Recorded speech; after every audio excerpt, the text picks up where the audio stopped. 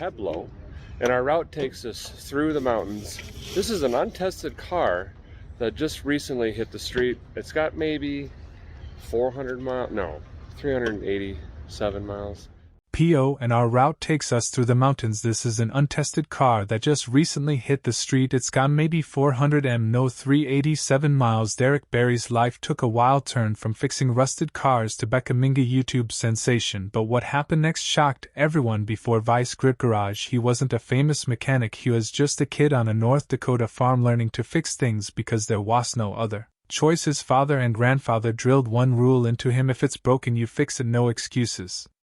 Tune in because his story is so impressive. Hollywood is trying to make a film of his life this year. The man who walked away from success. It wasn't like Derek was born with a wrench in his hand. He learned by necessity, tinkering with broken machines and making them work again, welding, rebuilding, figuring things out. These were skills he picked up naturally when most kids were off doing whatever kids do. Derek was already deep in engines, seeing potential where others saw junk. He didn't learn from fancy schools or books. He learned from failure, from trial and error. And that's what made him different. Before we go any further, what happened next took Derek's life in a direction no one saw coming, and it wasn't all triumph and success. This is where everything changed. For a while, cars weren't even his main focus. Took a detour into the corporate world, swapping grease-stained hands for boardrooms and suits, while a guy's way down in southern Kansas where we picked up this 1966 Oil F-85. It hasn't been running in about 10 years.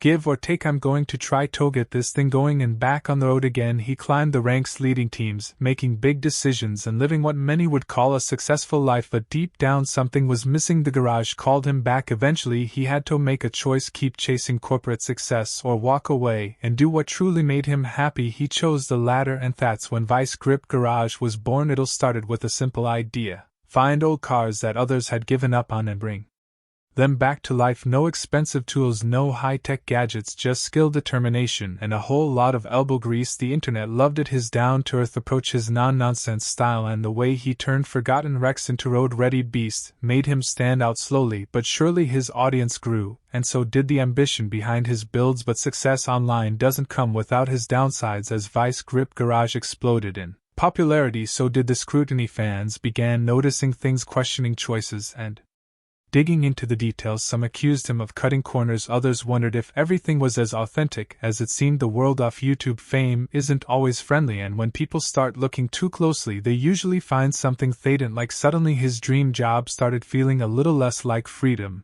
and a little more like pressure. Despite that, Derek kept pushing forward. His love for cars never faded, and he wasn't about to let critics slow him down. He expanded his work, took on bigger projects, and even moved to Tennessee where he could focus on what he loved most. If work sparely, but it works.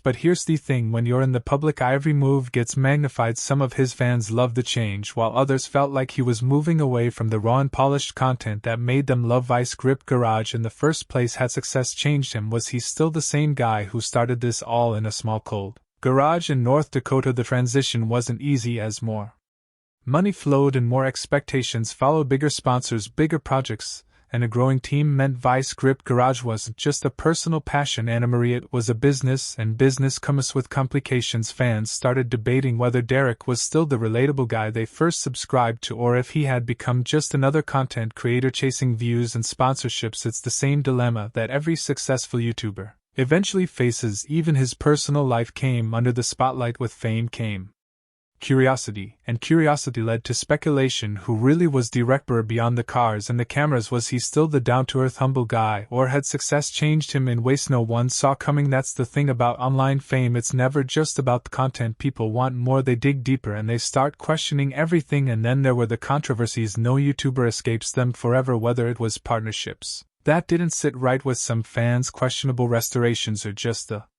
inevitable backlash that comes with being in the public eye. Going to put some ice cube juice in it here. Get this thing fired back up this morning and heat it up. Hopefully the head gaskets are good and it stays cool. We got quite a ways to go back to the shop, so if it can't stay cool here in the scrapyard, it definitely ain't going to stay cool in the highway. Derek found himself navigating a world that wasn't just about car anymore. The internet loves to build people up, but it loves to tear them down even more. And when you rain the spotlight, the hits keep coming through it all. Derek kept going, heading back down from challenges, didn't walk away when things got tough. Vice grip garage remained his passion, but it also became something he had to protect. Fame, money, and success, these things change people whether they like it or not. The real question is how much. Hey, change them. Is Derek Bieri still the same guy who turned junkyard wrecks into dream machines, or has the weight of success turned him into someone else entirely? It all kicked off with a battered old Camaro Z28, not a show car, not some perfect machine, but a clunky, forgotten hunk of metal that most people wouldn't give a second look. Booth did. Armed with a cracked iPhone and zero fancy equipment, he filmed himself bringing life back into that car. No high-dollar sponsors, no flashy effects, just a guy in a garage making something work, and people, they ate it up. The honesty, the rawness, the complete lack of pretense, it was real, and it struck a nerve. Who needs Hollywood when you got grit, determination, and a wrench? Leaving a steady job is tough, but when people kept watching, Derek knew this wasn't just for fun, it was something bigger, and he had to give it his all. How one man made Rust cool again. Walking away from a steady paycheck is never easy, but when the views started climbing, the decision became obvious. What started as one guy tinkering on a weekend turned into a full-time obsession, and soon enough it wasn't just YouTube, it was a full-blown brand. Vice grip garage became something bigger than him. Millions tuned in, sponsors took notice, and the opportunity snowballed. Before he knew it, he had a TV show, not just some online series, an actual show on Motor Trend, the kind of thing car fanatics dream about. But here's the kicker: even with all that success, he kept things the same. No gimmicks, no nonsense, just wrenching, rescuing old cars, and showing people that passion beats perfection every single time. Then came the big move. It was late 2021 when he packed up and left Minnesota behind. Why? Because he was done wasting his life sitting in traffic, losing hours every single day to pointless commutes. 30 days you're gone just driving. No thanks. Tennessee called, and he answered. Cheaper living, better weather, in a garage that wasn't frozen solid half the year. Instead of shoveling snow, he'd be fixing cars. Instead of staring at taillights, he'd be spending time with family. And let's be honest, who would make that trade? The new setup wasn't just about comfort, it was about efficiency. With his workshop close to home, he could spend even more time doing what mattered, and it paid off. While most people are winding down after a long work day, first order of business: get these tires off the truck, get them down to the tire shop, get some new rubber on them. Hopefully all these come loose. These are big guys. He's in the garage cranking away at projects for over 100 hours a week. Some call it crazy, he calls it living, because when you love what you do, there's no such thing as quitting time. And speaking of new passions, racing became a bigger part of the equation. It started off as a fun experiment, something to shake things up, but in 2021 he jumped into the deep end with competitive drag racing. Midwest Drags was his first taste of the track behind the wheel of a slammed ice cream truck. Off all things, it wasn't about winning, it was about learning. But soon enough he wanted more. Enter Rocky Mountain Race Week. This time he rolled in with El Toro, his Mustang, and let's just say things got serious. 8-second runs aren't for the faint of heart, but he was all in. The thrill of the race, the smell of burning rubber, the roar of the engine, it was impossible to resist. But racing isn't just about speed, it's about community. Drag and drive events aren't just competitions, they're experiences. You show up, you push your car to the limit, you break things, you fix them, and you do it all over again. It's camaraderie, the kind that can't be faked. Bring it again, something doesn't. That's why he kept coming back. The projects weren't just about making an engine turnover, they were about pushing machines and limits to see what they could really do. And there's Independence, his 2072 Chevy Chevelle. It's more than just a car, it's a statement. Rough,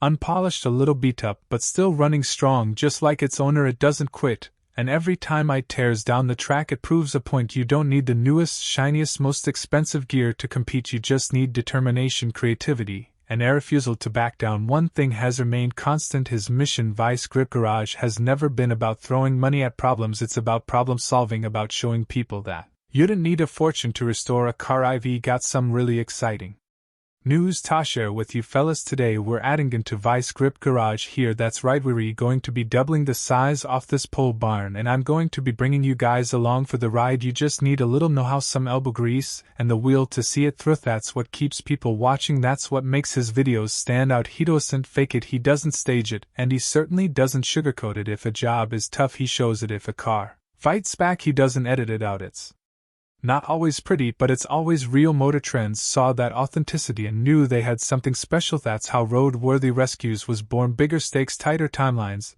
but the same raw approach the first episode, a 1967 Mustang left for dead sitting untouched for nearly 3 decades. Most people would have called it a lost cause. He saw a challenge, and that's the thing about him, he doesn't shy away from tough jobs. If anything, they push him harder. Every wreck he revives, every car he drags back to life, it's proof that effort beats excuses. Every time more people watching meant more problems, and even though Derek stayed the same, not everyone believed it. Some even tried to bring him down. What they don't say about Vice Grip Garage. Vice Grip Garage didn't just appear out of nowhere, it came from years of busted knuckles, late nights, and taking chances most people wouldn't. But along with the success there have been whispers, rumors, and a few bad apples trying toaster the pot. Ever hear about that so-called lawsuit? Yeah, that was a mess of confusion sparked by a 1965 Chevy C10 nicknamed the lawsuit. It was nothing real, but that didn't stop people from speculating. The real trouble hit when someone had the nerve to steal a carburetor from his farm, one that wasn't just pricey but had sentimental value. His family wasn't about to let that slide, putting up a $5,000 reward to track down the thief. But let's be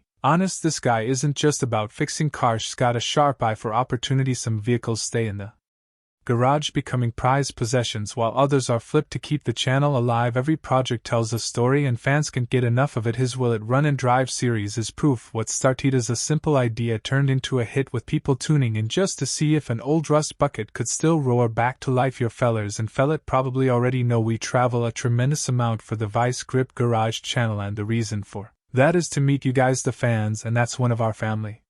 Is the backbone of Vice Grip Garage. His wife Jessica plays a key role behind the scenes, keeping things running smoothly, and their 3 sons they've been soaking up every lesson like sponges. The youngest, Bentley, is already making waves with his own YouTube channel, Little Grip Garage. He's not just playing around, he's working on go-karts, dirt bikes, and anything else with wheels. The audience loves it. He's proving that this love for cars isn't just something you watch, it's something you live. Bentley's channel maybe smaller, but it's got heart. He's already getting his hands dirty, learning through trial and error, just like his dad. Whether he's customizing a golf cart or fixing a go-kart, he's following the same path that made Vice Grip Garage what it is today. Watching him work, you can already see the next generation of gearheads taking shape. This isn't just a hobby for the Bier family, it's a way of life. What makes Vice Grip Garage special isn't just the cars, it's the attitude. No fancy shops, no $1,000,000 sponsorships, just a guy who genuinely loves what he does. That passion is contagious. He doesn't just show the wins, he shows the struggles, the mistakes, the moments where everything seems to go wrong, and that's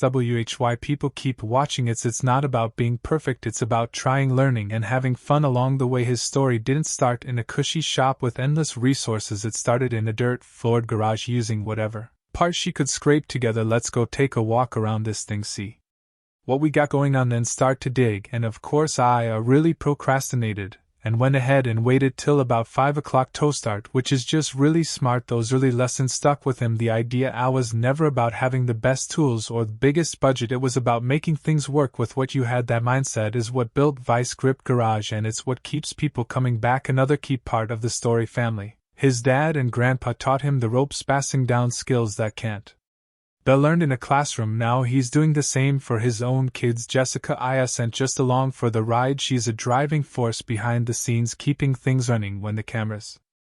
The garage that started it all. Now let's run to where it all started. Picture a teenager with a beat-up old car, no money, and a dream. It wasn't glamorous, it was working with whatever spare parts he could find, dealing with setbacks and failing over and over again. But those failures, they were just steps towards something bigger. He learned that the real trick isn't having everything you need, it's figuring out how to make what you have work, and that lesson is at the heart of Vice Grip Garage. Every successful person has a turning point, and for him it was realizing that cars aren't just a passion, they were a way to connect with people, and that connection turned into a full-fledged career. What started as a few videos grew into something massive, with fans from all over the world tuning in. And why? Because he's real, no fake smiles, no corporate nonsense, just a guy doing what he loves. Vice Grip Garage isn't just about one man anymore, it's a family affair, and every member plays a role. Jessica keeps things organized, Bentley is carving his own path, and the other kids aren't far behind. This isn't just a hobby, it's a legacy being built in real time, and with each project, each lesson, and each video, that legacy gets stronger. Derek Bieri isn't just some guy messing around with old cars. 1967 Ford Mustang, and it's been sitting in this exact spot for 28 years. He's going to do the right thing and just try to drag it out of here and get this thing running again. He's built an empire out of rust-busted engines and a whole lot of elbow grease, and now it looks like his son Bentley is following right in his oil-stained footsteps. The kid's got his own YouTube channel, Little Grip Garage, where he's already turning wrenches and figuring out the hard way that nothing in life comes easy. But this isn't just about fixing up cars, it's about grit, patience, and learning that hard work actually means something. While most kids his age are glued to their screens, Bentley